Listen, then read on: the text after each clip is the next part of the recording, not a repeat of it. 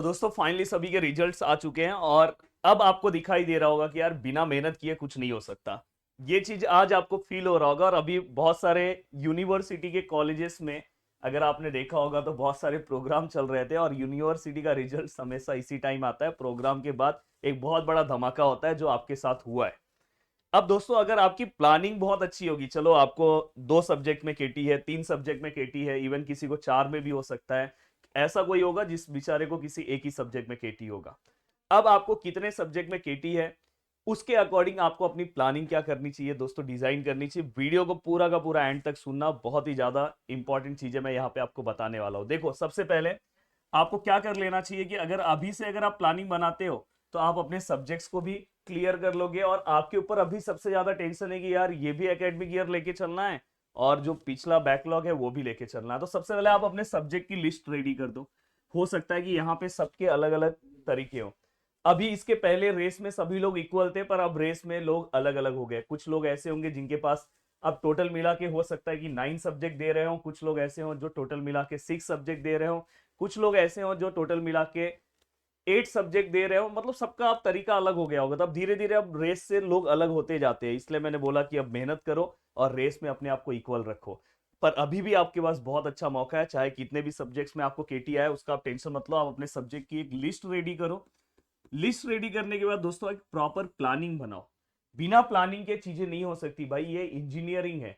आज आपको बहुत तकलीफ हो रहा है यार, मैंने ये सब्जेक्ट में थोड़ा सा लास्ट टाइम पे और पढ़ लिया होता तो ये सब्जेक्ट बस इतने ही मार्क्स से गया, ऐसे गया वैसे गया। और एक वीडियो हमारा आने वाला है कि आपको कैसे मतलब फॉर्म भरना चाहिए कि नहीं, रिवल में देना चाहिए कि नहीं, फोटोकॉपी के लिए क्या करना चाहिए, वो वीडियो हम बनाएंगे। अब दोस्तों यहाँ पे आपका जो फोकस होना चाहिए दोस्तों, वो स्टडी पे ज्यादातर सैटरडे एंड संडे को होना चाहिए। बहुत सारे लोग बोलते हैं कि सैटरडे संडे इंजॉयमेंट का डे है, पर इंजीनियरिंग स्टूडेंट मोस्टली ज्यादातर पढ़ाई इसी दिन करते हैं क्योंकि बाकी डेज यार कॉलेज का इतना ज्यादा बर्डन रहता है कि आने जाने में ही टाइम चले जाता है। तो इस दिन आपको अपने बैकलॉग सब्जेक्ट, जो सब्जेक्ट्स में आपको केटी आया उसका एक प्लानिंग बना लो। एटलीस्ट आपको सैटरडे 3 घंटा पूरे जी जान से देना है। अगर आप 3 घंटा दोगे, अब मैंने बोला कि अब आप डीप में पढ़ने से अच्छा है कि अब आप उस टॉपिक को तैयार करो। कम से कम एक टॉपिक तैयार करने में, एक मॉड्यूल तैयार करने में 3 घंटे का टाइम मेरे हिसाब से इनफ है।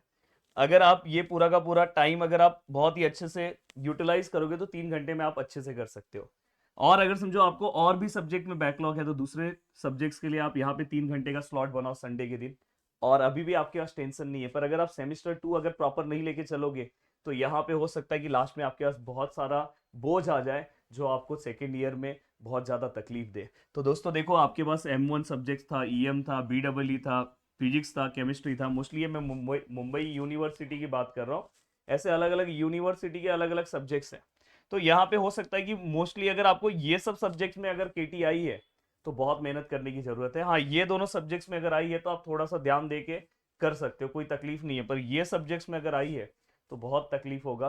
तो इसलिए स्टार्टिंग से चीजें स्टार्ट कर दो।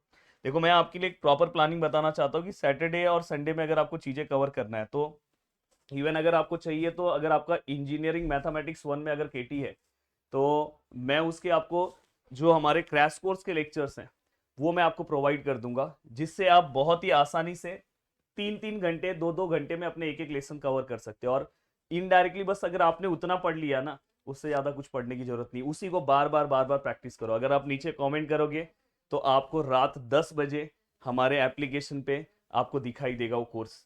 तो अगर आप नीचे कमेंट करोगे तो रात 10 बजे उसका मैं कॉस्टिंग भी बहुत कम कर दूंगा। जिनको चाहिए वो फटाफट एप्लीकेशन पे जाके आज से पढ़ना स्टार्ट कर दे। M1 का कोर्स आज से हम पब्लिश कर देंगे। साथ में मैं बता रहा हूँ यार M2 भी चालू कर दो। नहीं तो अभी आप M1 दे रहे हो, M2 दोनों अगर एक साथ आ गया ना तो बहुत ज्यादा टेंशन हो जाएगा।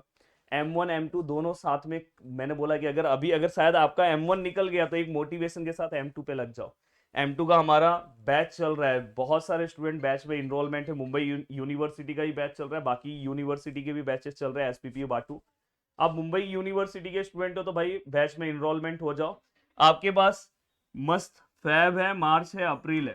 फैब का 15 डेज है आपके पास, मार्च और अप्रैल का, मतलब अप्रैल तो समझ के ही मत चलो, बस मार्च वाला मंथ है, ये वाला मंथ है। आप आराम से अपना पूरा का पूरा सिलेबस कवर कर सकते हो। ऑलमोस्ट हमने 2 यूनिट पूरा का पूरा कंप्लीट भी कर दिया है।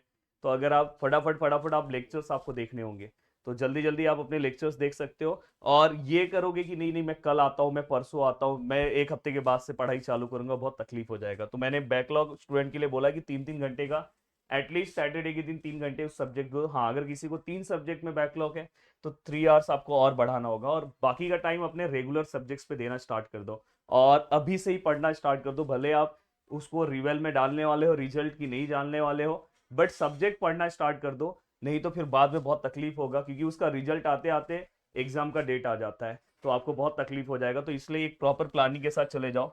मैं चाहता हूँ कि आपकी जब इंजीनियरिंग कंप्लीट हो आफ्टर 4 इयर्स, तो आपके हाथ में एक अच्छा प्लेसमेंट हो, जिसकी शुरुआत यहीं से होती है। तो प्लीज अपने सब्जेक्ट्स में एटलीस्ट पास होते जाओ। एक अच्छा मार्क्स भी, एक अच्छा पॉइंटर भी स्कोर करने की कोशिश करो। एटलीस्ट आपका पॉइंटर जो है वो कम से कम 8 पॉइंटर के आसपास होना चाहिए, तो बहुत सही है। और अगर नहीं हो पा रहा है तो कम से कम 7.5 के ऊपर तो होना ही चाहिए। और अगर उससे कम आ रहा है तो इस सेमिस्टर में अच्छा मेहनत करो, अभी से पढ़ने पे लग जाओ, और बहुत अच्छे से आप चीज़ों को कवर कर सकते हो। और साथ में मैं बताना चाहता हूँ दोस्तों, प्लीज़ डीमोटिवेट नहीं होना है। अगर आप डीमोटिवेट हो जाओगे, देखो ज़िंदगी में हमारी गलतियों की वजह से ही हमें पछताना पड़ता है। तो अगर आपने कुछ गलतियां पहले की होगी, शायद उतना अच्छे से नहीं किया होगा, तो अनसक्सेसफुल आपको रिजल्ट दिखाई दिया होगा, पर उससे आपको डीमोटिवेट नहीं होना है। एक नया तैयारी सोच लेना है कि भाई आज से बहुत मेहनत करूंगा। आप मेरे एप्लीकेशन पे भी जाना चाहते हो, आ जाओ, वहां पे से आप कंफर्म बस उतना ही आपको पढ़ना है। हो सकता है आपने इसके पहले कुछ भी पढ़ा हो और उतना पढ़ने के बाद भी आपका रिजल्ट नहीं आया हो। इसलिए पढ़ने का एक प्रॉपर डायरेक्शन होना चाहिए और एक प्रॉपर प्लानिंग होनी चाहिए, जिससे आप बहुत अच्छे से चीज़ों को कवर कर सकते हो। तो दोस्तों, ये पूरा का पूरा मैंने आपको एक तरीका बता दिया। बाकी के डेज में आप अपने सैटरडे संडे आप जो सब्जेक्ट्स है उसके ऊपर फोकस करो, और बाकी के डेज में आप अपने रेगुलर सब्जेक्ट्स पे फोकस करो। हाँ, अगर किसी को ज़्यादा केटी है, मतलब 3 से ज़्यादा है, तो उनका 1-2 दिन और इसमें बढ़ाना होगा। और अभी उनको पूरा का पूरा फोकस, क्योंकि अपने पास बस मार्च वाला मंथ है, इससे ज़्यादा कुछ नहीं है। तो लग जाओ काम पे और फटाफट अच्छे रिजल्ट्स की ओर बढ़ने की कोशिश करो। तो नीचे कमेंट करके बताओ कि यार वीडियो देखने के बाद कैसा लग रहा है। अगर अच्छा लग रहा होगा तो प्लीज़ नीचे बताना। मिलते हैं दोस्तों नेक्स्ट लेक्चर में। जय हिंद दोस्तों।